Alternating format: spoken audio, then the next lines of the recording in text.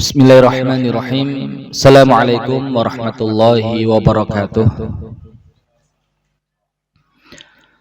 Alhamdulillahi rabbil alamin. Wassalatu wassalamu ala asyrafil anbiya'i wal mursalin Muhammadin wa ala alihi wa ashabihi ajma'in, amma ba'd.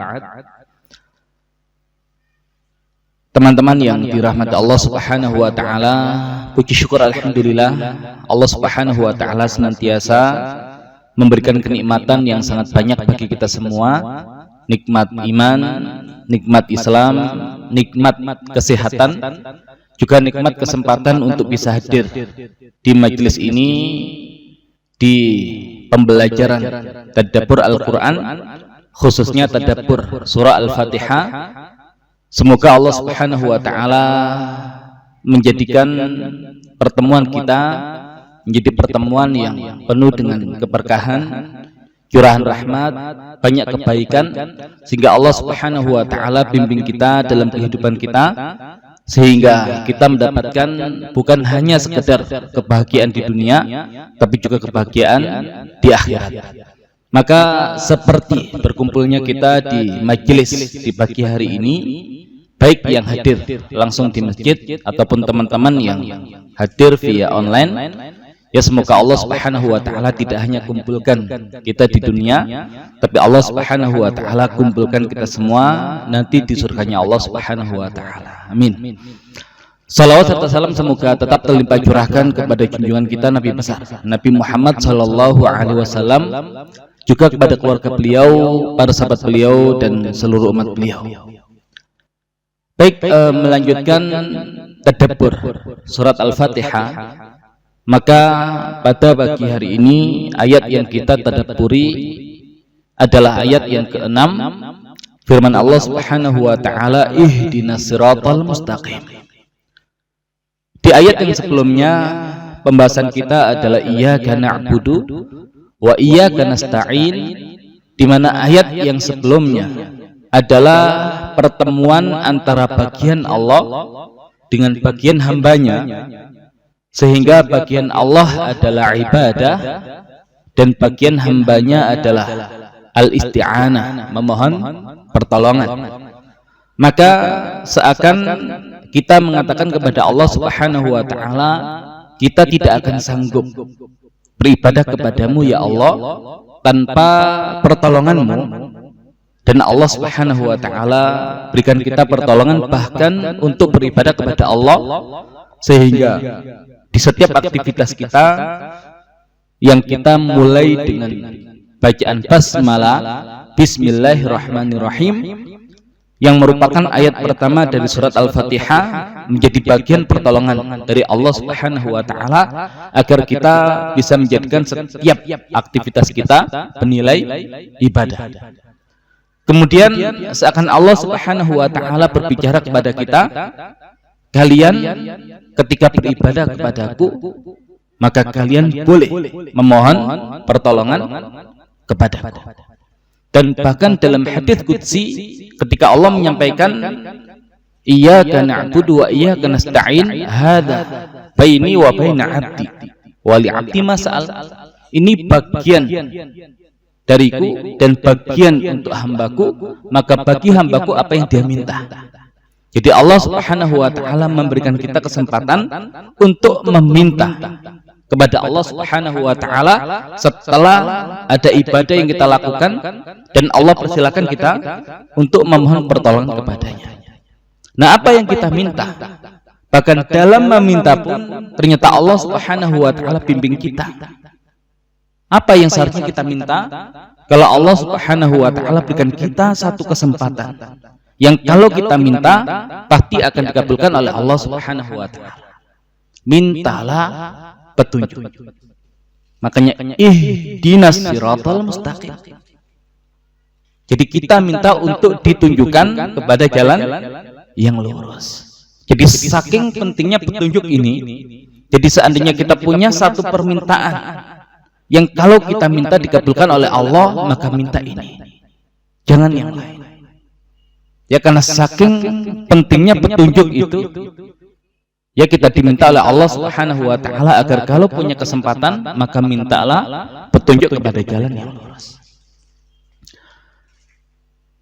Di sini Allah Subhanahu wa taala menjelaskan dengan menggunakan ihdina. Pertama kata ihdi. Dari kata hada, yahdi, ihdi. Kalau hada yahdi memberikan petunjuk, kalau ihdi berilah petunjuk. Dalam bahasa Arab kata kerja nanti ada 3 jenis. Ada fi'il madhi, kata kerja lampau, hada. Ada fi'il mudhari', kata kerja sekarang dan yang akan datang, yahdi. Kemudian ada fi'il amr, kata kerja perintah, yaitu ihdi, tunjukilah. Pertanyaannya, apakah kita memerintahkan Allah Subhanahu wa taala padahal kita adalah hambanya dan Allah Subhanahu wa taala adalah Rabb kita? Memang bentuknya adalah fi'il amr, tapi penggunaan fi'il amr tidak selalu identik dengan perintah, sehingga dalam ilmu balaghah permintaan itu nanti dibagi menjadi 3. Permintaan dari atas ke bawah, permintaan dari bawah ke atas, dan permintaan yang setara kedudukannya. Ketika Allah Subhanahu wa taala meminta kita untuk melakukan sesuatu, contohnya wa aqimus shalah, dan dirikanlah salat, maka Allah Subhanahu wa taala yang kedudukannya lebih tinggi, sedangkan kita hamba-hambanya yang kedudukannya lebih rendah, maka yang demikian disebut dengan amr, perintah. Ya, kenapa? Karena permintaan dari atas ke bawah, sebuah perintah. Tapi kalau seorang teman meminta kepada temannya, yang namanya teman punya kedudukan yang sama, maka dalam bahasa Arab atau dalam ilmu balaghah yang demikian disebut dengan iltimas. Ya, iltimas ketika saya misalkan berbicara kepada teman saya, ambilkan buku itu. Yang demikian tidak dikatakan amr. Kenapa? Karena kedudukan kita setara. Maka yang ada adalah iltimas, yang bahasa kita adalah minta tolong. Nah, adapun kalau permintaan itu dari yang lebih rendah kepada yang lebih tinggi, yang dalam hal ini khususnya Allah Subhanahu wa taala, maka disebut dengan doa, yang bahasa kita permohonan. Nah, maka di kata ihdina bukan kita sedang memerintah Allah Subhanahu wa taala, walaupun kita menggunakan fi'il amr, tapi kita pahami kata kerja atau kata kerja perintah di sini adalah fungsinya sebagai doa kita, sebagai permohonan kita, sebagai permintaan kita kepada Allah Subhanahu wa taala. Ihdina as-siratal mustaqim. Tunjukilah kita jalan yang lurus. Sebagian kalangan mengatakan umat Islam itu sekarang belum lurus. Kenapa? Seandainya umat Islam itu sudah lurus, kenapa meminta kepada Allah Subhanahu wa taala dalam setiap rakaatnya untuk ditunjukkan kepada jalan yang lurus? Sehingga kalau umat Islam dalam setiap rakaatnya meminta ditunjukkan kepada jalan yang lurus, artinya sekarang umat Islam belum berada di jalan yang lurus. Apakah benar demikian? Ya, jelas tidak benar. Karena agama Islam ya adalah jalan yang lurus. Dan tidak mungkin orang Islam dikatakan belum berada di jalan yang lurus. Lantas bagaimana kita memahami ayat ini ketika kita meminta kepada Allah Subhanahu wa taala agar kita ditunjukkan kepada jalan yang lurus? Nah, sehingga di sini pentingnya kita menguasai ilmu bahasa. dan pentingnya kita memahami penggunaan bahasa yang ada di dalam Al-Quran. Allah Subhanahu wa Ta'ala terkadang di dalam Al-Quran menggunakan kata hada yahdi yang artinya memberi petunjuk, terkadang langsung kepada objeknya tanpa menggunakan huruf jar. Ya, contohnya di ayat yang sedang kita bahas, ihdinas siratal mustaqim. Objeknya adalah kita, dan Allah Subhanahu wa Ta'ala tidak menggunakan huruf jar.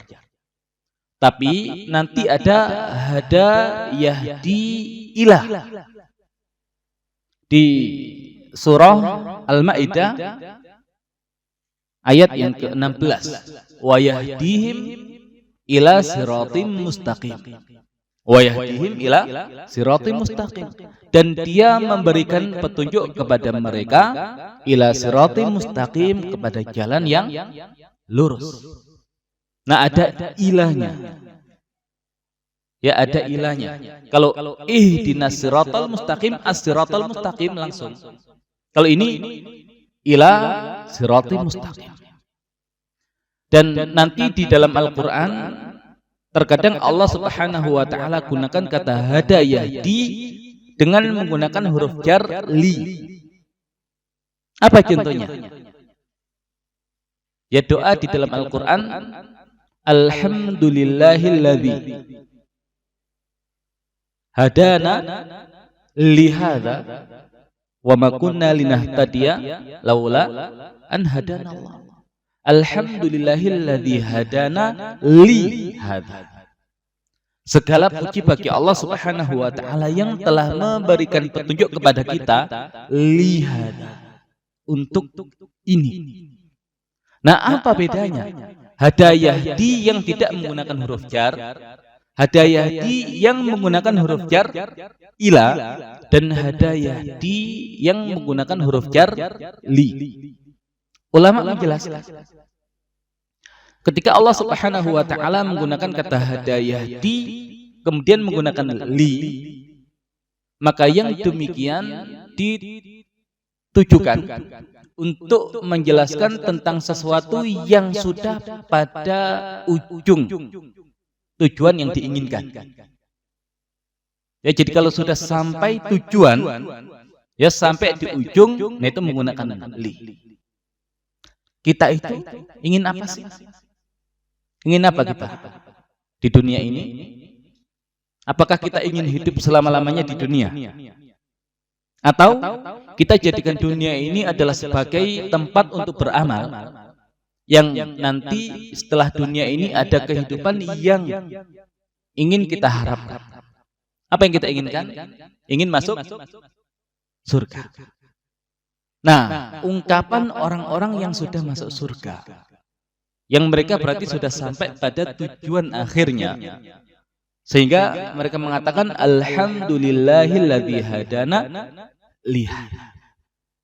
Segala puji bagi Allah Subhanahu wa Ta'ala yang telah memberikan petunjuk kepada kita lihada, yang kita sekarang sudah sampai pada apa yang kita cita-citakan, apa yang kita inginkan, yaitu masuk di surganya Allah Subhanahu wa Ta'ala.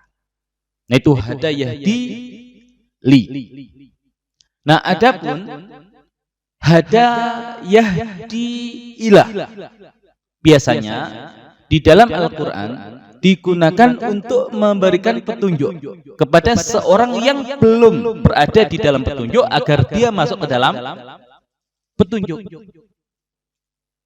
Nah, sehingga permintaan kita bukan ihdina ila as-siratil mustaqim. Kenapa? Kalau ada ilahnya, berarti sekarang kita belum berada di jalan yang lurus, dan kita meminta kepada Allah Subhanahu wa Ta'ala agar ditunjukkan dan dimasukkan ke dalam jalan yang lurus.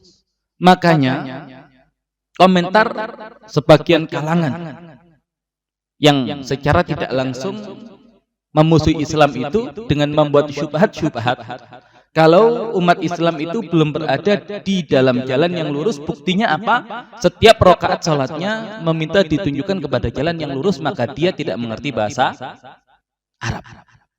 Seandainya dia mengerti bahasa Arab, tidak mungkin dia berkomentar seperti itu. Karena doa yang kita panjatkan adalah ihdinas siratal mustaqim, bukan ihdina ilas siratil mustaqim. Kenapa? Kalau ada ilahnya, berarti bagi orang yang masih di luar agar dimasukkan ke dalam jalan yang lurus. Nah, adapun ketika Allah Subhanahu wa taala menggunakan hadayah di yang tanpa menggunakan huruf jar li atau tanpa menggunakan huruf jar ila, ada dua makna. Bagi yang di luar agar dimasukkan ke dalam jalan yang lurus, dan bagi yang sudah berada di dalam jalan yang lurus, Allah bimbing dan Allah istiqomahkan hingga sampai di ujungnya. Nah, sehingga ketika kita membaca ihdinas siratal mustaqim, insya Allah kita adalah orang-orang yang sudah berada di jalan yang lurus, dan kita meminta agar Allah istiqomahkan kita hingga sampai pada tujuan jalan yang kita tuju. Tapi apakah dalam doa ini kita hanya meminta diri kita yang diberikan petunjuk kepada jalan yang lurus? Tidak. Kan kita tidak mengatakan ihdini, tapi kita membaca ihdina. Kalau ihdini, tunjukilah saya. Kalau ihdina, tunjukilah kita, kami. Kalau saya sholat sendirian, boleh tidak saya ganti dhamirnya menjadi ihdini as-siratal mustaqim? Boleh atau tidak? Tidak boleh. Dan kalau saya baca Al-Fatihahnya seperti itu, ya, di mana bacaan Al-Fatihah adalah rukun dalam setiap rakaat sholat. Seandainya saya baca ihdini as-siratal mustaqim, sah nggak salat saya? Tidak sah. Salah nggak permintaan saya? Ya tidak. Tapi tidak memenuhi apa yang Allah harapkan dalam surat Al-Fatihah, di mana Allah perintahkan kalau minta jangan minta untuk dirimu sendiri, tapi kalau meminta itu mintalah untuk dirimu dan juga untuk orang lain. Dan ini adalah sebuah petunjuk yang luar biasa yang Allah berikan kepada kita. Kalau minta sesuatu itu jangan minta sendiri. Makanya Allah itu tidak ingin umat Islam itu menjadi umat yang egois, ya hanya memikirkan dirinya sendiri. Dan umat yang egois itu, yang memikirkan dirinya sendiri itu, artinya ada masalah dengan imannya. Kenapa? Karena dia memandang sesuatu hanya dengan ikatan dirinya sendiri.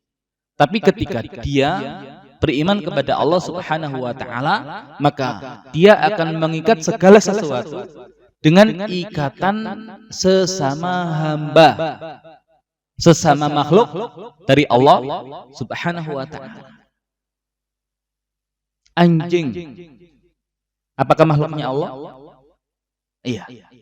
Walaupun dia hewan yang najis, tapi kalau kemudian kita baik sama anjing, apakah kita tidak mendapatkan pahala dari Allah Subhanahu wa taala? Bayangkan dalam sebuah hadits diceritakan seorang wanita yang berprofesi sebagai pelacur masuk surga hanya gara-gara yang memberikan minum untuk anjing. Sehingga Allah Subhanahu wa taala memberikan rahmat kepada dia karena dia telah memberikan rahmat kepada anjing yang kehausan, sehingga Allah Subhanahu wa taala masukkan ke dalam surga. Nah, sehingga umat Islam itu adalah umat yang dia perhatian kepada semua makhluknya Allah Subhanahu wa taala. Dan yang demikian ini sebetulnya sebuah permintaan yang luar biasa. Seandainya begini, seandainya redaksinya ihdini as-siratal mustaqim, tunjukilah aku kepada jalan yang lurus. Nah, seandainya kita minta untuk diri kita sendiri, apakah pasti dikabulkan oleh Allah Subhanahu wa taala? Pasti atau tidak? Kalau kita minta, apakah pasti dikabulkan oleh Allah Subhanahu wa taala? Belum tentu. Ya insya Allah, tapi belum tentu. Pernah kita doa tapi belum Allah kabulkan. Ya walaupun kalau kemudian tidak ada penghalang, kok belum Allah kabulkan, itu kan nanti ada kemungkinan. Ya bisa Allah kabulkan langsung, bisa Allah tunda untuk nanti, ya Allah balas di akhirat, atau kemudian Allah ganti dengan pemberian yang lain. Tapi bisa jadi karena dosa kita, ya karena kita memutus silaturahim, atau gara-gara makanan haram yang kita makan menjadi penghalang doa kita dikabulkan oleh Allah Subhanahu wa taala. Nah, maka kalau kemudian kita minta ihdini, tunjukilah saya, sehingga Allah Subhanahu wa taala melihat pada diri kita yang penuh dengan dosa, yang terkadang berbuat kesalahan, Allah tidak kabulkan. Nah, berarti kita ditunjukkan enggak kepada jalan yang lurus? Ya tidak, kalau tidak Allah kabulkan. Tapi kalau kemudian kita membaca ihdina, minimal ada dua kemungkinan dan dua kesempatan. Tunjukilah kami. Siapa sih kami? Bisa maknanya adalah orang-orang beriman atau hamba-hamba Allah secara umum. Ya Allah, seandainya Engkau tidak mengabulkan permintaan saya sebagai seorang individu, tapi jangan kemudian Engkau tidak mengabulkan permintaan saya karena saya adalah bagian dari kaum muslimin. Karena saya adalah bagian dari hamba-hambamu. Jadi kalau sebagai individu tidak Engkau kabulkan, maka kabulkan untuk orang-orang beriman, dan saya ini adalah bagian dari orang-orang beriman. Ya jika Engkau tidak kabulkan untuk saya, maka kabulkan untuk hamba-hambamu, dan saya ini adalah salah satu dari hamba-hambamu. Jadi kemungkinan dikabulkannya itu lebih besar. Kalau kita minta ihdini hanya untuk kita, ya tadi kemungkinannya hanya satu. Tapi kalau ihdina, kemungkinannya dua. Ya kita sebagai individu dan kita sebagai bagian dari hamba-hamba Allah Subhanahu wa taala. Dan kalau kemudian kita membaca ihdina, yang ikut memintakan kepada Allah Subhanahu wa taala siapa? Bukankah ketika seorang hamba memohonkan doa kepada Allah Subhanahu wa taala untuk saudaranya, tanpa sepengetahuan saudaranya, maka malaikat pun akan mendoakan dia dengan permintaan yang sama. Berapa jumlah malaikat? Ya wala ya'lam junuda rabbika illa hu. Tidak ada yang tahu jumlah tentara Allah kecuali hanya Allah. Bayangkan ketika Nabi kita Nabi Muhammad Shallallahu Alaihi Wasallam di peristiwa Mi'raj ke langit ke-7 ke Sidratul Muntaha, ketika sampai di langit yang ke-7 melihat Nabi Ibrahim yang di situ ada Al-Baitul Ma'mur, kiblatnya penduduk langit yang ke-7, di mana dikatakan setiap hari paling tidak Baitul Ma'mur itu didatangi oleh 70.000 malaikat, yang ketika malaikat sudah keluar dari Baitul Ma'mur itu, maka mereka tidak kembali selama-lamanya. Berarti berapa jumlah malaikat? Ya kita tidak tahu, saking banyaknya. Dan kalau kemudian kita membaca ihdina, yang kita itu mendoakan saudara-saudara kita tanpa sepengetahuan mereka, maka kita pun mendapatkan doa yang sama dari para malaikatnya Allah Subhanahu wa taala. Jadi kalau doa kita tidak dikabulkan oleh Allah, seandainya baik sebagai individu atau bagian dari hamba-hamba Allah, maka ada doa-doa yang lain yang memanjatkan ya untuk kita kepada Allah Subhanahu wa taala, itu para malaikat.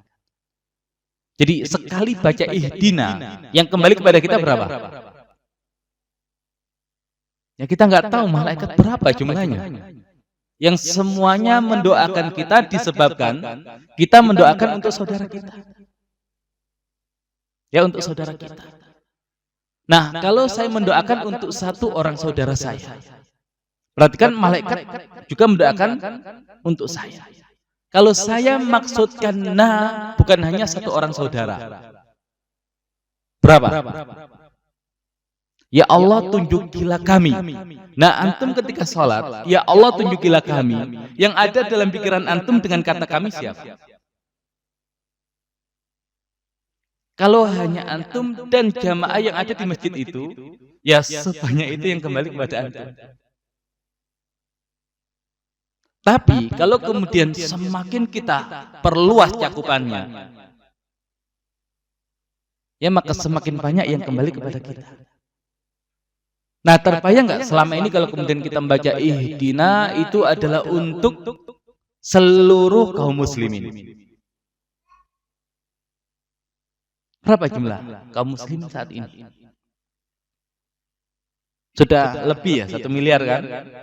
Nah, itu antum sekali baca ihdina saja, itu sebanyak itu yang kembali kepada antum.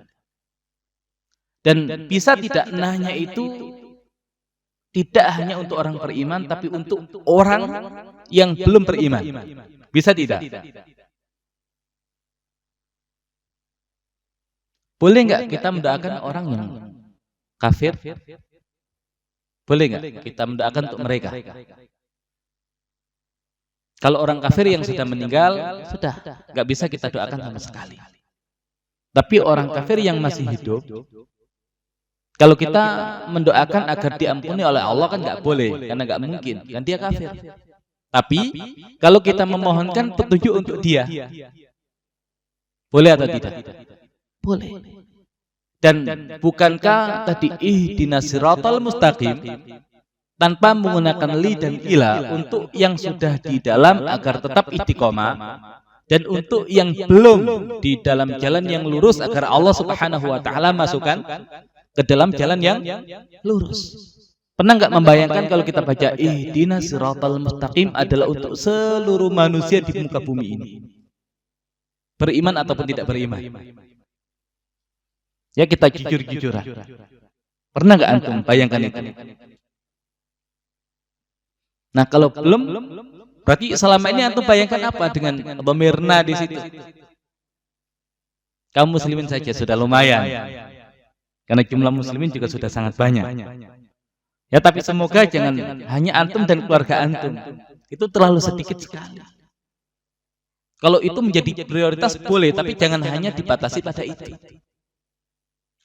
Ya, tapi bayangkan ketika kita memohon kepada Allah Subhanahu wa taala ihdinas siratal mustaqim adalah untuk orang-orang Islam agar diistiqomahkan dalam keislamannya, dan untuk orang-orang di luar Islam agar Allah Subhanahu wa taala masukkan ke dalam agama Islam.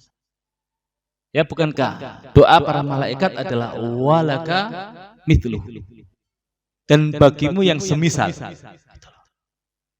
Jadi melihat dari jumlah malaikat yang mendoakan saja berapa kita tidak tahu. Dan kalau kemudian objek yang kita doakan sangat banyak, ya maka doa yang kembali kepada kita juga banyak yang kita niatkan itu. Nah, makanya kenapa Allah Subhanahu wa taala menunjukkan kepada kita. Jadi kalau dikasih kesempatan, mintalah petunjuk, dan kayak begini loh mintanya. Ya, jadi Allah berikan pertolongan kepada kita. Makanya lagi-lagi seakan di ayat sebelumnya, ya Allah, kami itu gak bisa beribadah kepadamu tanpa pertolonganmu. Ini Allah tolong. Ya, bukankah doa umukhul ibadah? Doa itu adalah intisari ibadah. Dan berkaitan intisari ibadah, ya Allah tolong kita dengan mengajarkan doa dan menunjukkan bagaimana redaksi yang benar dalam berdoa. Itu ihdinas siratal mustaqim. Berapa pahala yang mendapatkan? Antum ulang ihdinas siratal mustaqim, ihdinas siratal mustaqim. Ya, dengan pemahaman yang benar, ya banyak pahala yang kemudian kita dapatkan. Nah, makanya kesempatan untuk mendapatkan pahala besar itu sangat terbuka lebar. Ya, kadang kita ini yang kemudian tidak sadar dan luput ya untuk memanfaatkan setiap waktu kita untuk mendulang pahala yang besar itu. Baik, itu makna ihdina.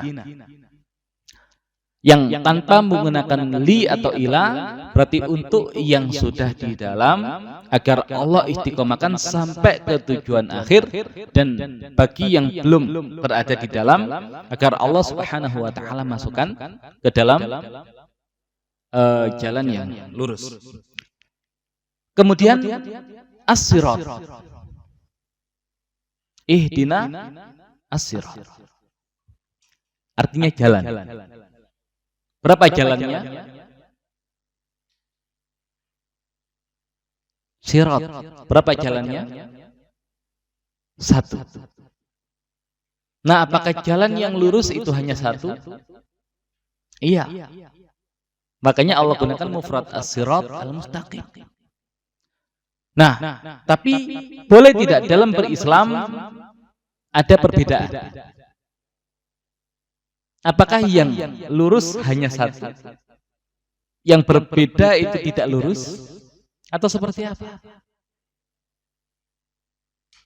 Kan tadi kalau kita mengatakan ihdinas siratal mustaqim, yang sudah di dalam agar Allah istiqomahkan, dan yang belum berada di dalam agar Allah masukkan ke dalam jalan yang lurus.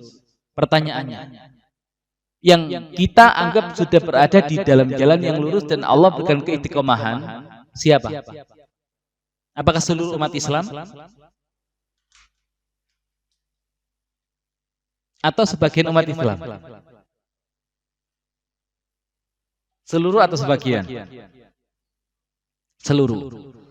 Padahal dalam umat Islam itu banyak kelompok-kelompok dan banyak cara-cara dalam beribadah kepada Allah Subhanahu wa taala yang berbeda antara satu dengan yang lain. Padahal as-sirat itu kan mufrad, tunggal. Nah, apakah mereka semua berada di dalam jalan yang lurus atau mereka termasuk yang di luar yang kita mintakan untuk dimasukkan ke dalam? Boleh nggak kita berbeda dalam berislam? Ya, di fikih saja ada mazhab Hanafi, ada mazhab Maliki, ada mazhab Syafi'i, ada mazhab Hambali, itu yang masih tersisa. Zaman dulu jumlah mazhab sangat banyak sekali. Nah, apakah semuanya berada dalam jalan yang lurus? Padahal jalannya as-sirat satu. Sama enggak mazhab Hanafi dengan Maliki? Beda. Maliki dengan Syafi'i. Kunut itu sunnah atau bid'ah? Ya, kunut subuh. Nah, yang berada di jalan yang lurus yang mana nih? Nah, ini juga perlu didudukkan. Ya, karena walaupun tadi ya ihdinas siratal mustaqim itu bagi yang sudah di dalam agar diistiqomahkan dan yang di luar dimasukkan, tapi kan cara pandang kita juga harus benar. Jangan yang sudah di dalam kita bayangkan dia di luar. Atau yang di luar kita bayangkan dia di dalam. Berarti ada kesalahan dalam kita memandang yang demikian. Dalam bahasa Arab, jalan itu kadang Allah gunakan kata sirat. Kadang Allah gunakan kata sabil. Tahu Ibnu Sabil? Ibnu itu anak. Sabil itu jalan. Berarti Ibnu Sabil anaknya jalan. Ya, maksudnya orang yang jauh dari tempat tinggalnya, yang sedang dalam perjalanan, yang membutuhkan bantuan, itu Ibnu Sabil. Atau jihad fi sabilillah, jihad di jalan Allah. Nah, sabil juga jalan, sirat juga jalan. Kemudian apalagi dalam bahasa Arab jalan itu? Ya tariq. Ya tariq. Jalan. Nah, kenapa di surat Al-Fatihah itu ihdinas siratal mustaqim? Tidak ihdinas sabilal mustaqim. Atau ihdinat tariqal mustaqim. Apa bedanya tariq, sabil dengan sirat? Apa bedanya?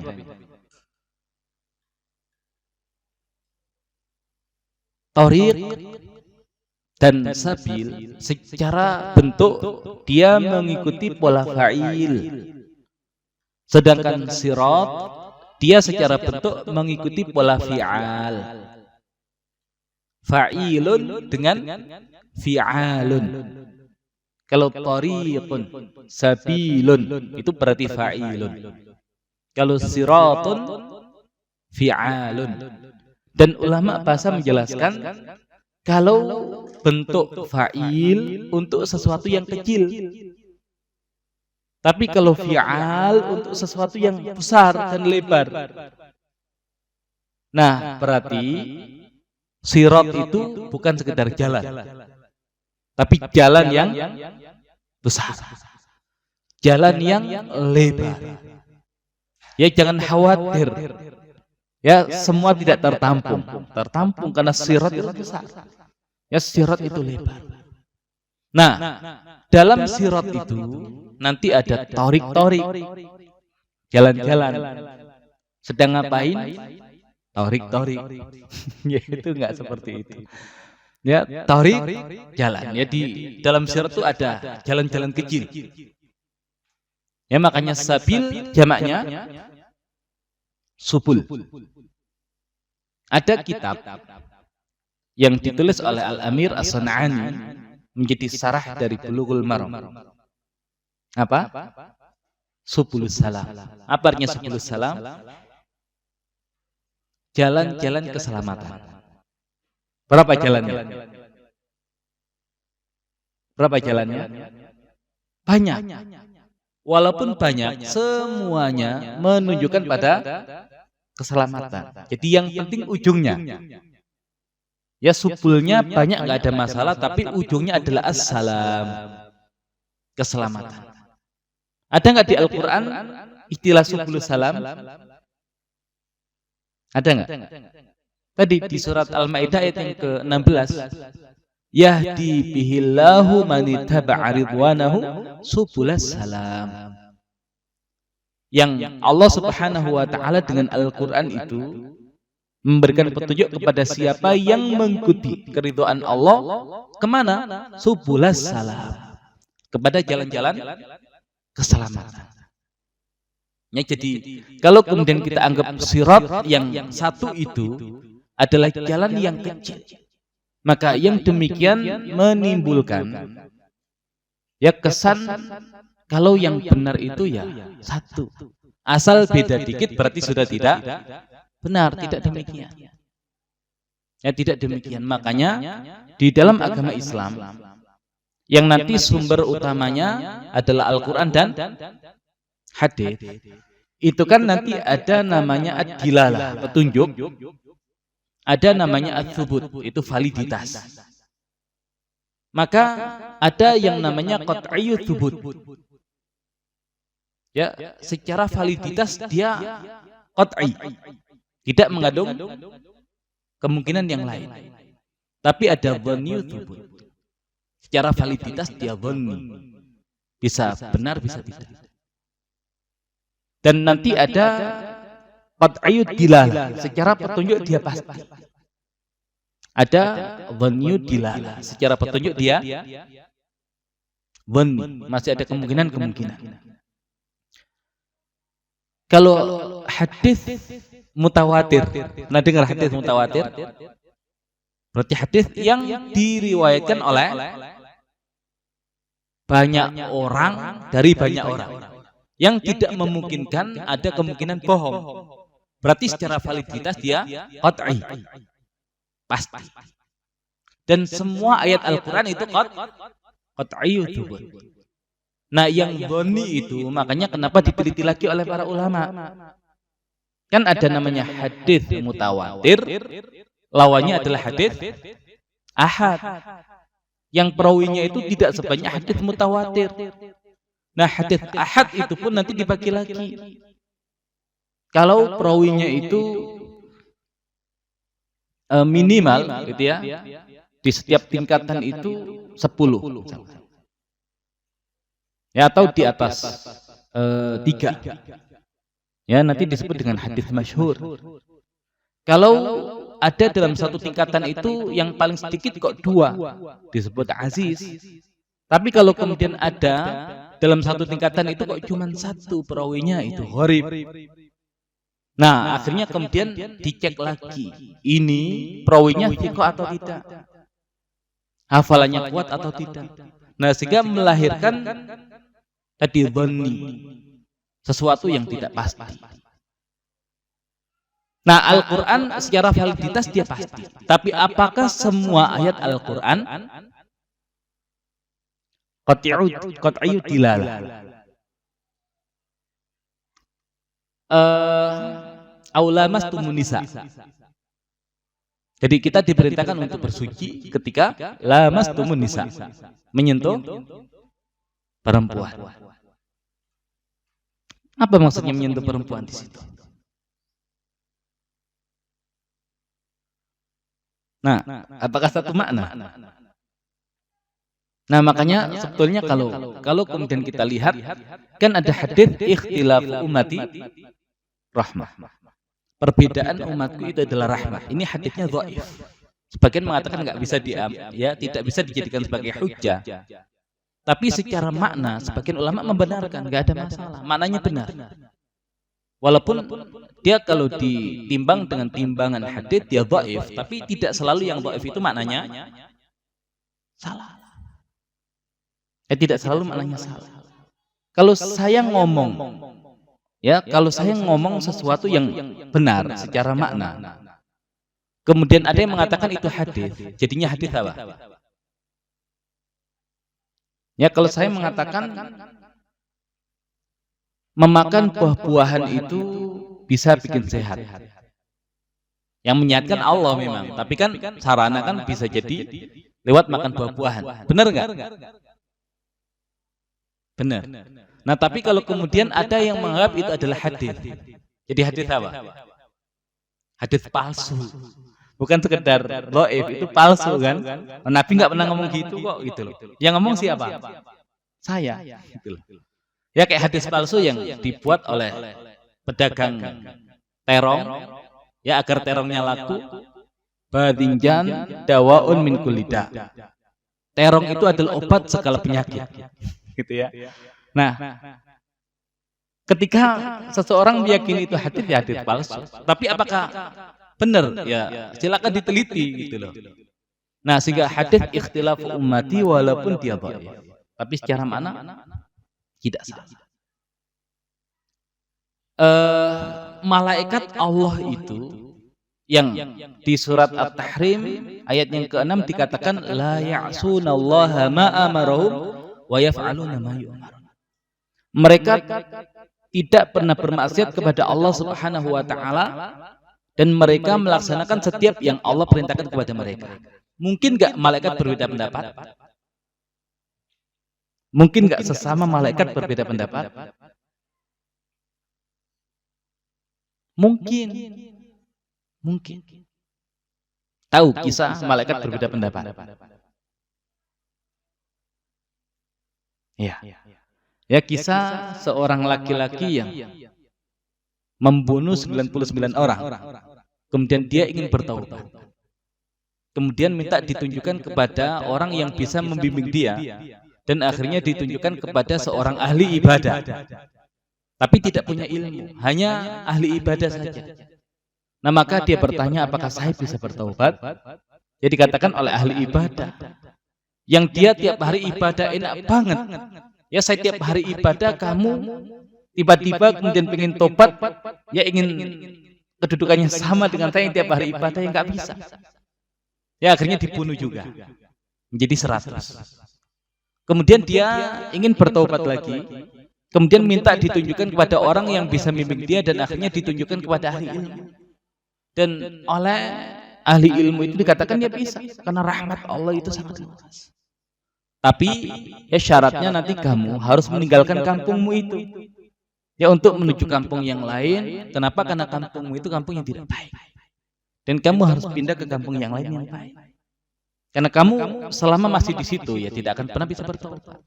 Nah, akhirnya kan dia menuju kampung yang ditunjukkan itu. Di tengah perjalanan ya dia meninggal. Maka turun 2 malaikat. Ya, malaikat rahmat dan malaikat azab. Malaikat rahmat mengatakan dia sudah bertaubat. Maka yang membawa adalah malaikat rahmat. Tapi malaikat azab mengatakan belum sampai ke tujuannya. Ya maka berarti belum sempurna taubatnya, maka yang bawa adalah malaikat azab. Dan berselisih dua malaikat itu. Sampai Allah Subhanahu wa taala utus malaikat yang ketiga dalam wujud manusia dengan memberikan solusi. Ya sudah, dihitung saja jaraknya. Kalau lebih dekat ke tempat tujuan, berarti nanti bersama malaikat rahmat. Tapi kalau masih dekat dengan tempat asalnya, maka dibawa malaikat azab. Dan ternyata ya lebih dekat kepada ya tempat tujuannya. Dan bahkan di satu riwayat dikatakan, ya Allah jadikan itu bumi didekatkan agar dia dekat dengan tujuannya. Nah, malaikat loh, dalam menjalankan perintah dari Allah Subhanahu wa taala berbeda pendapat. Yang walaupun dalam hal ini ternyata yang lebih tepat yang mana? Yang malaikat rahmat. Tapi nggak salah juga malaikat azab, karena dia punya pertimbangan. Mungkin nggak sesama nabi itu berbeda pendapat? Nabi loh. Apa kisahnya?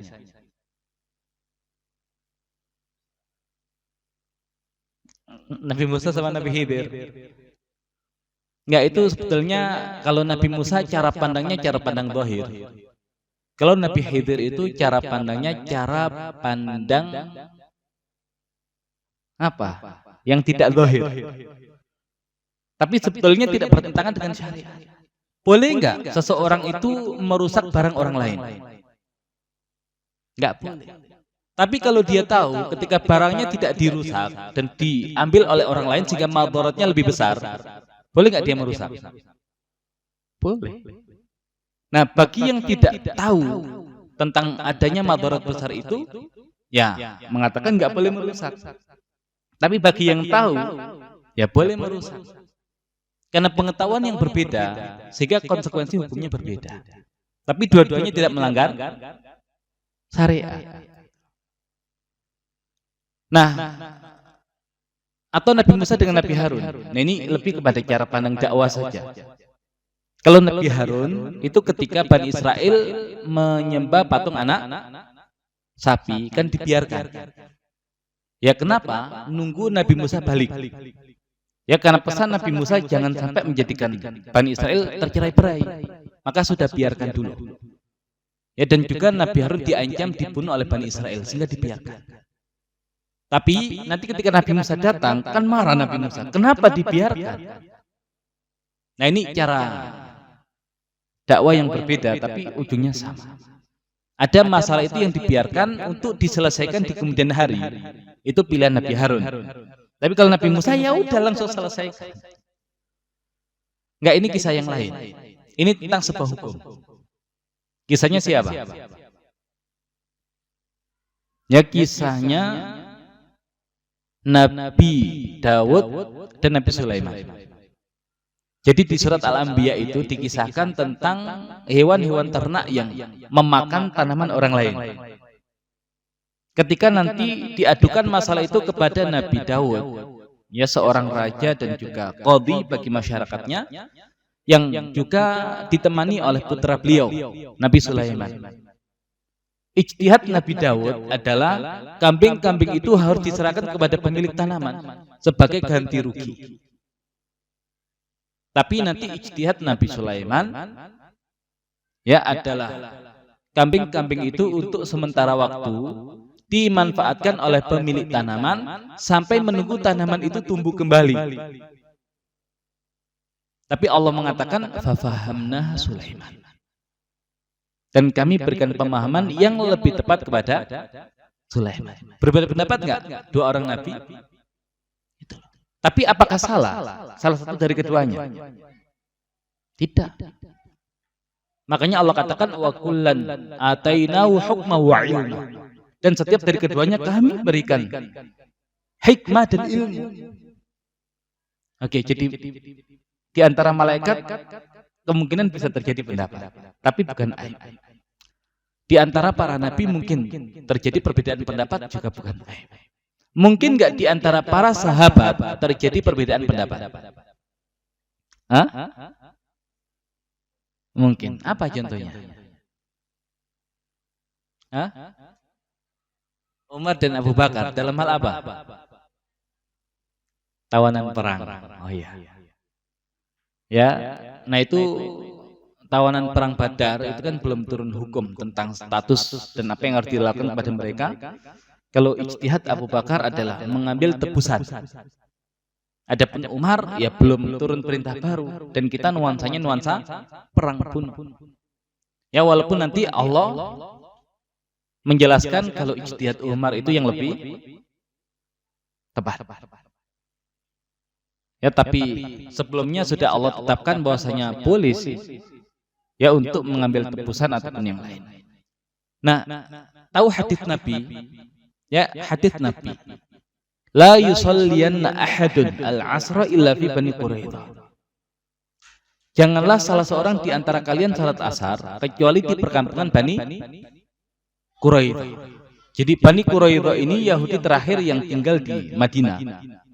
Yang ketika terjadi perang Ahzab, di saat muslimin itu dikepung ya oleh 10.000 pasukan gabungan Quraisy, Ghatafan dan yang lain, mereka berkhianat. Nah maka selesai Allah obrak-abrik pasukan Ahzab dan Rasul hendak melepaskan pakaian perangnya dan meletakkan senjatanya, maka Jibril datang. Wahai Nabi, kami golongan malaikat belum meletakkan senjata kami. Ya dan Allah pun perintahkan engkau tidak meletakkan senjatamu, bergegaslah untuk memerangi Bani Quraidah.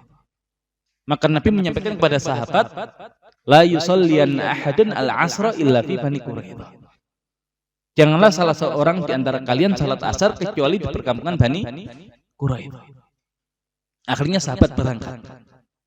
Nah, ketika berangkat itu ternyata sudah mau masuk waktu maghrib dan mereka belum salat asar. Apakah nanti sholatnya di perkampungan Bani Quraidah atau sholat di tengah jalan? Bukan di tengah jalan itu kemudian jalan raya di tengah-tengah, bukan. Ya di tengah perjalanan. Sebagian sahabat ternyata sholat di tengah perjalanan. Ya kenapa? Karena di Al-Quran kan jelas. Inna sholata kanat alal mu'minina kitaban mauquta. Sesungguhnya sholat itu adalah kewajiban yang sudah ditentukan waktunya untuk orang-orang beriman. Ya sudah, sholat asar ada waktunya. Nah, maksud Nabi itu agar kita itu bergegas ke perkampungan Bani Quraidah sehingga waktu asar belum habis dan kita bisa sholat di sana. Tapi sekarang ternyata sholat asar waktunya sudah mau habis, ya sudah kita sholat. Sebagian yang lain memahami tidak. Orang Nabi suruh kita tidak sholat kecuali di sana, ya sudah. Kapanpun kita sampai di sana, kita sholat. Nah akhirnya ada yang sholat di tengah perjalanan, ada yang sholat di perkampungan Bani Quraidah walaupun waktu asar sudah lewat. Hadisnya sama. Yang mendengar adalah para sahabat, generasi terbaik yang di masa mereka Al-Quran diturunkan dan hadis Nabi disampaikan. Ternyata berbeda pendapat. Yang benar yang mana? Terus Nabi sholat di mana? Ya Nabi sholat di perkampungan Bani Quraidah, tapi waktu asar belum habis. Gitu loh. Nah sahabat sholat di tengah perjalanan, tapi waktu asar belum habis. Ada yang sholat di perkampungan Bani Quraidah, tapi waktu asar sudah habis. Dua-duanya nggak sama dengan Nabi. Kan Nabi berangkat duluan tadi, disuruh Jibril. Baru Nabi sampaikan kepada sahabat yang lain untuk mengumpulkan sahabat-sahabat yang masih ada di Madinah untuk nyusul. Artinya Nabi sudah sampai di sana duluan. Dan Nabi ternyata tidak menyalahkan salah satu di antara keduanya. Pertanyaannya, mungkin nggak Nabi itu ketika nyuruh sesuatu maksudnya adalah dua? Atau maksudnya satu?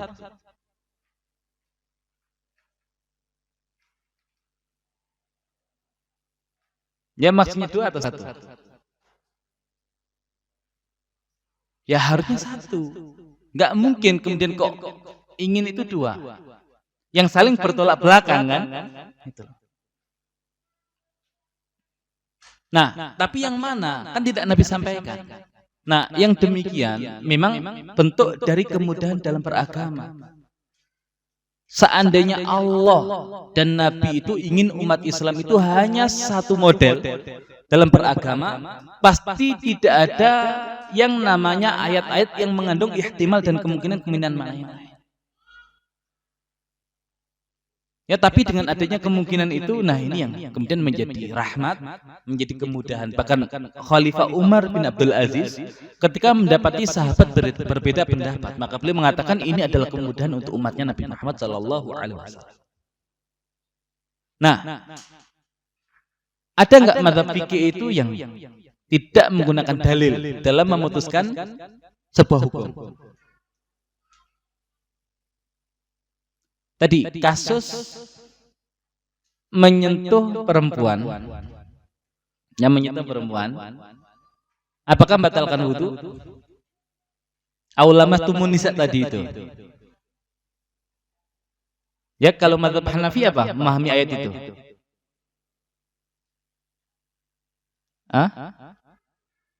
Ya, kalau sekedar menyentuh tidak membatalkan. Maksud menyentuh di situ bukan menyentuh secara zahir. Ya, tapi itu makna kiasan. Ya, hubungan suami istri. Mazhab Maliki memahami tidak. Ya, itu menyentuh, tapi menyentuh dengan syahwat. Kalau mazhab Maliki, mazhab Syafi'i enggak, pokoknya menyentuh ya menyentuh. Menyentuh ya menyentuh. Nah, tapi kan ada hadis. Nabi SAW ketika sedang sholat malam itu, kan saking sempitnya ruangannya, itu kan Aisyah sedang tidur. Ketika Nabi hendak sujud, itu kan memegang kaki Aisyah untuk ditarik, agar Nabi bisa sujud. Ketika nanti Nabi berdiri, nanti dijulurkan lagi. Nabi sholat nyentuh Aisyah. Jadi ada ayat Al-Quran, ada hadits Nabi. Nah, mazhab Hanafi menggunakan yang mana? Nah, mazhab Hanafi itu mentakwilkan ayat dan mengambil zahir hadis. Ya, nakwil itu berarti mengambil makna jauh. Kan menyentuh perempuan, ya makna zahirnya kan menyentuh. Tapi takwilnya apa? Hubungan suami istri. Nah, kalau Nabi sholat kemudian memegang kaki Aisyah, zahirnya apa? Ya, megang. Takwilnya apa? Takwilnya ada penghalangnya. Siapa tahu Aisyah selimutan. Ya, tahu ada penutup yang sehingga ketika nyentuh itu tidak menyentuh secara langsung. Nah, mazhab Hanafi mengambil zahir hadis tapi menakwilkan ayat. Sehingga kesimpulannya, ya kalau sekedar menyentuh tidak membatalkan wudu. Mazhab Syafi'i mengambil zahir ayat tapi menakwilkan hadis. Ayatnya mengatakan menyentuh, sudah menyentuh. Adapun dalam hadis bisa jadi ada penghalangnya, makanya nggak batal. Kalau mazhab Maliki digabungkan antara ayat dengan hadis. Gimana cara menggabungkannya? Kalau ayat itu maksudnya dengan syahwat, makanya batal. Kalau Nabi sedang sholat kan nggak mungkin nyentuhnya pakai syahwat, makanya nggak batal. Nah, ayatnya sama, hadisnya sama, ternyata kesimpulan hukumnya berbeda. Jadi dalam hal ini yang pakai Al-Quran dan Sunnah siapa? Hanafi, Maliki atau Syafi'i? Semuanya. Tapi cara pengambilan kesimpulannya yang berbeda. Nah, mana yang Allah inginkan? Ya kita tidak tahu. Ya kita hanya mencoba berijtihad sekuat yang kita bisa untuk sesuai dengan apa yang Allah inginkan. Makanya al-haq itu wahid. Yang benar itu satu. La yata'addad, tidak berbilang. Tapi yang hak yang mana kita nggak tahu. Makanya dalam masalah fikih itu bukan hak dan batil, tapi shawab dan khata. Makanya Imam Syafi'i mengatakan ra'yi shawab yahtamilu khata. Pendapat saya itu benar. Shawab itu tepat. Jadi kalau ada sasaran tepat itu shawab.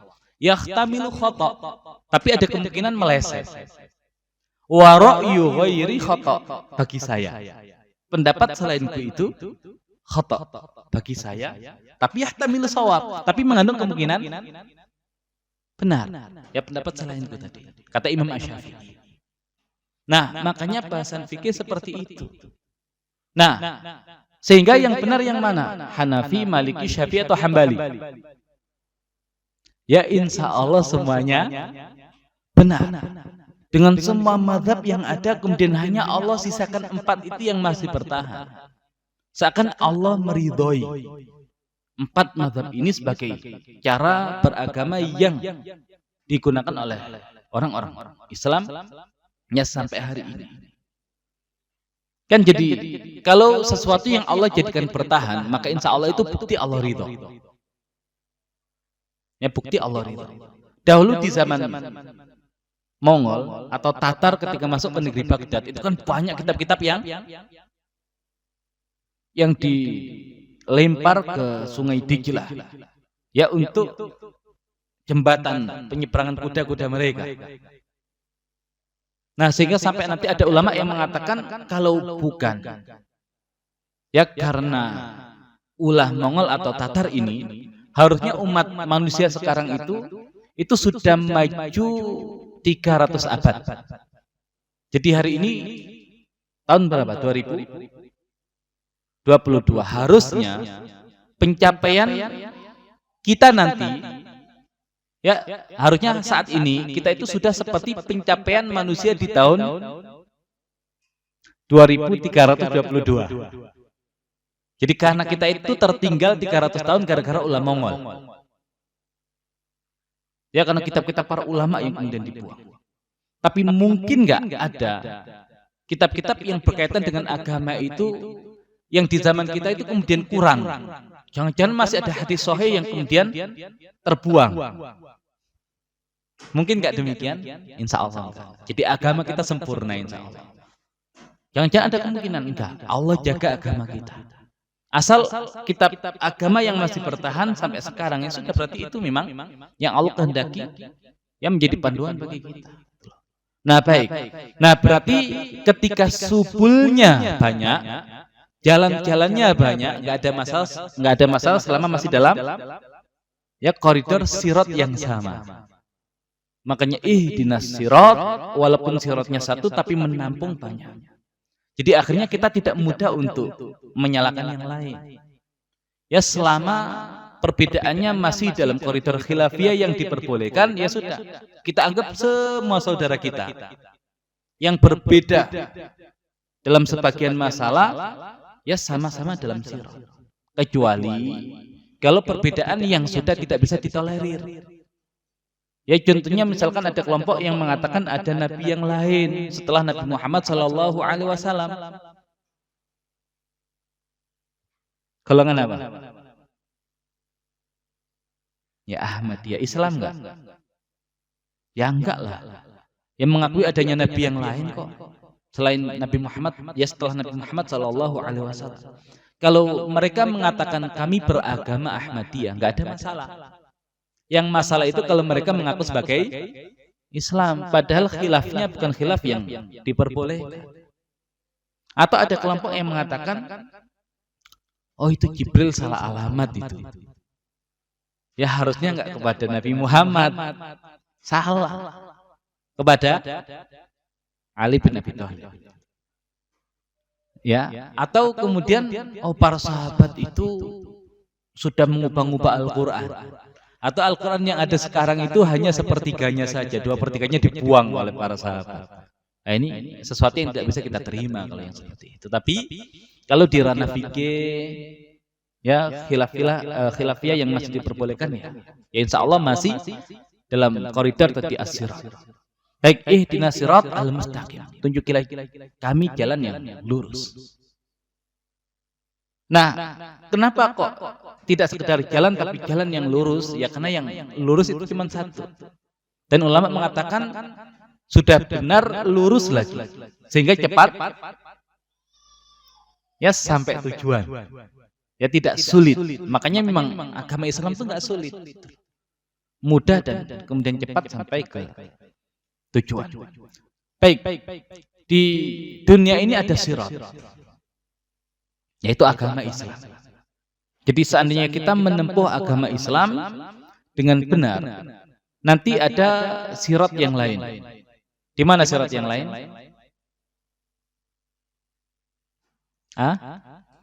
Di akhirat. Dan ulama mengatakan sesuai dengan bagaimana kita menempuh sirat al-mustaqim di dunia, seperti itu pula nanti ketika kita melewati sirat yang ada di akhirat. Tahu sirat yang ada di akhirat? Ya, jembatan yang harus dilalui oleh setiap manusia untuk bisa sampai ke surga. Yang dikatakan nanti ada yang kemudian ketika melewati sirat itu, ya seperti ya cahaya yang langsung kemudian sangat cepat. Ada yang seperti naik kuda, ada yang kemudian berlari, ada yang kemudian merangkak, dan ada yang kemudian tidak selamat, ya sehingga terjatuh di neraka. Nah, maka seperti kehidupan kita di dunia ini, kalau lurus dalam menjalankan agama Islam, ya maka insya Allah lurus juga gitu. Tapi kalau banyak belok-beloknya, gitu ya. Nah, itu di akhirat juga demikian. Makanya ya sekarang yang kita lakukan di dunia ini itu nanti berbanding lurus dengan bagaimana kita melewati sirat yang ada di akhirat. Jadi milih yang mana? Yang kemudian istiqomah lurus, ya berada di jalan Allah Subhanahu wa taala, atau kemudian sering belok, sering mampir ke jalan-jalan yang ya semoga tidak. Makanya tadi ya yang sudah ada di dalam, ya meminta untuk diistiqomahkan sampai ke akhir, dan yang di luar pun tidak akan untuk ya masuk ke dalam. Nah, itu ihdina as-siratal mustaqim. Tunjukilah kami jalan yang lurus. Ya tadi kita bahas tentang ihdi fi'il amr, ya dengan semua turunannya. Kemudian kita bahas kenapa kok tidak ni. Kemudian kita bahas sirat. Kemudian kita bahas al-mustaqim, dan nanti petunjuk itu ada dua. Ya, petunjuk itu ada dua. Ada hidayatu al-irsyad, ada hidayatu at-taufiq. Ya, hidayatu al-irsyad adalah petunjuk yang sifatnya bimbingan. Dan hidayatu at-taufiq adalah petunjuk yang sifatnya Allah mudahkan untuk mengamalkan. Allah mudahkan untuk mengamalkan. Nabi Muhammad SAW bisa nggak memberikan petunjuk? Ya, Nabi Muhammad SAW bisa nggak memberikan petunjuk? Bisa nggak? Yang mana? Kan tadi ada hidayah, ada dua. Ada al-irsyad, ada at-taufiq. Nah, Nabi Muhammad bisa nggak memberikan petunjuk? Bisa. Dalilnya apa? Karena Allah berfirman, wa innaka la tahdi ila siratim mustaqim. Dan sesungguhnya engkau Muhammad memberikan petunjuk kepada jalan yang lurus. Bisa nggak memberikan petunjuk beliau? Bisa. Yang mana? Ya, al-irsyad. Hanya sifatnya bimbingan saja. Petunjuk kepada jalan yang benar. Lah, adapun orang tergerak untuk mengikuti jalan yang benar itu namanya at-taufiq. Dan ini apa? Ya, haknya Allah Subhanahu wa taala. Makanya ketika Abu Thalib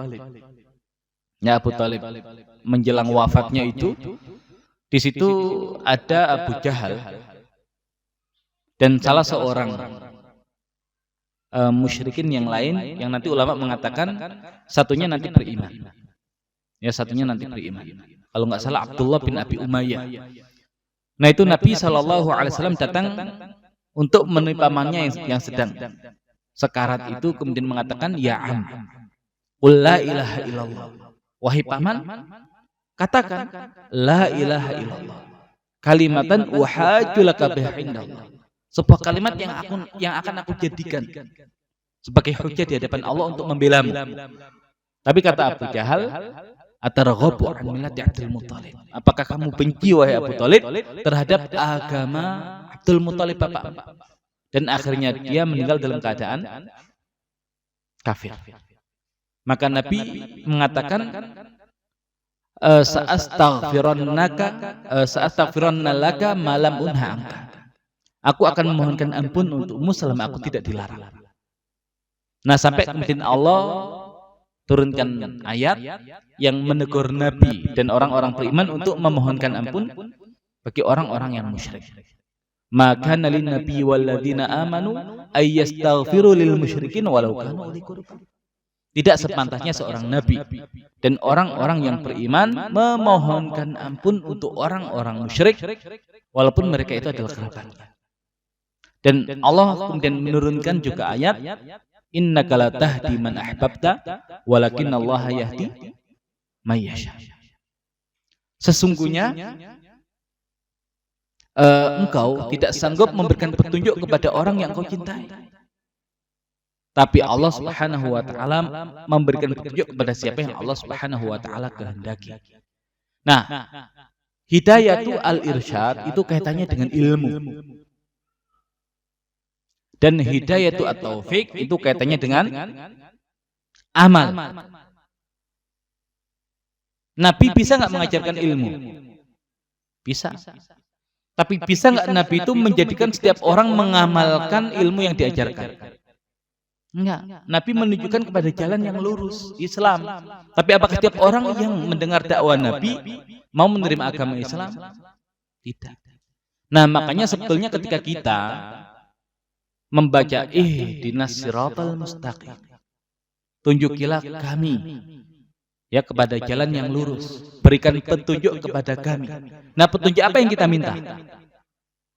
Hidayatu al-irsyad dan hidayatu at-taufik. Ya Allah, kita minta petunjuk berkaitan dengan ilmu. Dan setelah itu kita minta petunjuk berkaitan dengan mengamalkan ilmu itu. Nah, kita minta diberikan hidayatu al-irsyad. Tapi enggak pernah mau bertalabul ilmi. Nah, itu kayak orang ingin sehat, ya, tapi nggak pernah usaha untuk berobat. Orang minta untuk kenyang, tapi nggak mau makan. Nah, itu kan berarti dia tidak menempuh sebab-sebabnya. Kalau ada orang meminta, ya Allah, jadikan saya orang yang merasa kenyang. Bisa nggak kalau dia tidak berusaha untuk mencari makanan dan dia makan? Yang ada justru kemudian dia ketika meminta itu kepada Allah, ya bukan meminta. Yang ada adalah mengejek Allah kalau begitu. Antara yang dia minta dengan yang dia lakukan, enggak nyambung. Nah, berarti kalau ada orang ihdinas siratal mustaqim, yang di situ terkandung meminta petunjuk yang berkaitan dengan ilmu, tapi tidak semangat belajar ilmu. Nah, itu secara tidak langsung ya kita tidak beradab kepada Allah Subhanahu wa taala. Nah, makanya semoga kemudian kita semangat dalam berthalabul ilmi ini. Bukti kalau memang kita menjalankan apa yang kita minta kepada Allah. Minta petunjuk yang berkaitan dengan hidayatu al-irsyad agar kita punya ilmu. Dan setelah ini kita minta apa? Ya, untuk bisa Allah berikan hidayah at-taufik sehingga ilmu-ilmu yang kita pelajari itu bisa kita amalkan. Nah, semoga Allah Subhanahu wa taala berikan kita ilmu dan Allah Subhanahu wa taala berikan kita taufik untuk bisa mengamalkan ilmu yang kita pelajari, khususnya yang kita pelajari hari ini dan secara umum ilmu-ilmu yang sudah kita pelajari dimanapun kita belajar ilmu itu dan di zaman kapanpun yang sebelumnya sudah kita pelajari.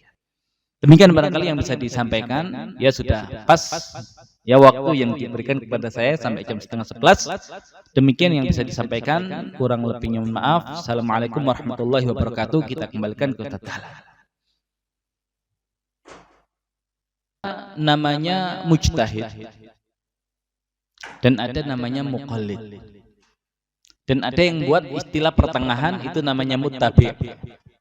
Tapi kalau zaman dulu Ya, yang ada adalah mujtahid dan muqallid.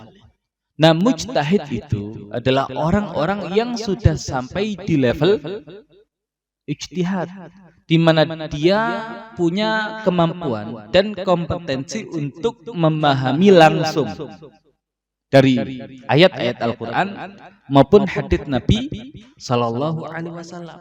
Sehingga kalau seseorang itu levelnya sudah mujtahid, bisa tidak dia kemudian langsung mengambil dalilnya dari Al-Quran, dia simpulkan sendiri. Dia mengambil dalilnya dari hadits kemudian dia simpulkan sendiri. Bisa. Tapi nanti syarat mujtahid itu sangat berat. Yang bahkan hari ini untuk sampai ke level mujtahid itu bisa jadi sudah tertutup gitu ya. Ya bukan berarti tidak bisa dibuka, tapi saking sulitnya untuk sampai di level mujtahid itu, ya sehingga sebagian mengatakan sudah tertutup. Ya sehingga sekarang kalau berijtihad itu ijtihadnya bukan sendirian. Ijtihadnya itu berkelompok, jama'i. Kalau dulu satu orang berfatwa, hari ini untuk fatwa dikumpulkan banyak orang. Nah, di zaman Nabi Muhammad SAW ada seorang sahabat yang ketika dalam peperangan itu kepalanya terkena ya serangan musuh sehingga ada luka, dan ternyata dia mimpi basah, yang ketika itu konsekuensi dari seorang yang hadas besar adalah mandi. Akhirnya dia meminta fatwa kepada teman-temannya. Apa fatwanya? Ya disuruh mandi. Dan ketika dia mandi, ya termasuk mengguyur tadi kepalanya yang ada lukanya itu, ya tidak lama dia meninggal. Dan ketika berita itu sampai kepada Nabi Muhammad SAW, Nabi mengatakan qataltumu, ya kalian telah membunuhnya. Kenapa tidak bertanya? Ya innama dawa'u al-'i as-su'al, obatnya tidak tahu itu nanya. Berarti Nabi menyetujui tidak ijtihad mereka untuk menyuruh orang itu mandi? Tidak. Amr bin As itu diangkat oleh Nabi Shallallahu Alaihi Wasallam menjadi pemimpin di Sariyatu Dzatu Salasil. Ya, Sariyah Dzatu Salasil itu tugasnya untuk mengintai musuh yang jumlahnya sangat besar. Ya, ketika itu dia memimpin beberapa ratus orang sahabat. Yang kemudian dia minta tambahan lagi kepada Nabi karena jumlah muslimin kurang. Akhirnya Nabi mengutus beberapa ratus sahabat yang lain itu di bawah pimpinan Abu Ubaidah Al-Jarrah, ya bin Al-Jarrah. Nah, Amr bin As yang diangkat oleh Nabi menjadi pemimpin dalam ekspedisi militer itu membuat kebijakan. Tidak boleh pasukan itu menyalakan api. Padahal malam itu sangat dingin. Ya, tapi kebijakan dia sebagai pemimpin nggak boleh menyalakan api. Kenapa? Karena kalau musuh sampai tahu, nah itu bisa dikepung muslimin dan itu berbahaya bagi muslimin. Nah, masalahnya apa? Masalahnya dia nanti mimpi basah juga. Dan dia panglima perangnya. Nah, ketika masuk waktu subuh, dia mau mandi kan dingin banget. Sedangkan kalau kemudian merebus air kan nggak boleh menyalakan api, nanti ketahuan oleh musuh. Tapi gimana? Sudah akhirnya dia tayamum. Kalau jadi makmum sih nggak ada masalah. Jadi imam karena pemimpinnya gitu loh. Wah, Umar nggak terima. Ya, jangan kamu lah yang jadi pemimpin. Ya, Umar itu termasuk pasukan tambahan yang dikirimkan oleh Nabi. Ya minimal Abu Ubaidah lah, panglima yang berikutnya yang Nabi kirim tadi untuk menjadi tambahan. Ya, tapi Nabi sudah berpesan kepada Abu Ubaidah, kalau kamu berselisih dengan Amr bin As, turuti saja. Dan Amr bin As kekeh, pokoknya saya jadi imam. Karena pemimpin peperangan jadi pemimpin dalam imam sholat. Nah, akhirnya dia jadi imam dalam kondisi junub yang hanya tayamum, nggak mandi. Nah, baru nanti ketika menyergap musuh, nah itu musuh ternyata lari, tapi dia putuskan jangan dikejar. Jadi akhirnya 3 keluhan sahabat, nggak boleh menyalakan api, jadi imam dalam keadaan junub dan cuma tayamum. Kemudian ketika musuh sudah kalah dan lari, tidak boleh dikejar. Nah, nanti dilaporkan kepada Nabi Shallallahu Alaihi Wasallam. Nah, berkaitan dengan tidak boleh menyalakan api tadi, khawatir ketahuan musuh. Dan kenapa musuh nggak boleh dikejar? Karena jumlah musuh lebih banyak. Kalau muslimin ngejar itu nanti pecah. Dan kalau sampai muslimin pecah, nah bisa jadi kondisi berbalik. Nah, kenapa Amr bin As tidak mandi? Ya, beliau mengatakan, bukankah Allah Subhanahu wa taala berfirman, "Wala taqtulu anfusakum." Janganlah kamu bunuh dirimu sendiri. Lah kalau saya mandi, Nabi itu dingin banget. Itu bisa mencelakakan saya. Dan Nabi hanya tersenyum. Nah, senyumnya Nabi itu bukan ngejek, tapi Nabi setuju dengan ijtihadnya Amr bin As. Nah, jadi tidak semua sahabat itu sampai di level mujtahid yang kemudian berhak untuk menyimpulkan ayat ataupun hadis. Tapi ada sahabat yang itu kemudian punya kemampuan sebagai seorang mujtahid yang menyimpulkan itu. Contohnya Amr bin As. Dan di masa-masa setelahnya juga seperti itu. Nah, sehingga zaman ini untuk sampai ke level mujtahid yang tidak butuh pendapat ulama tapi langsung Al-Quran dan hadis itu sulit.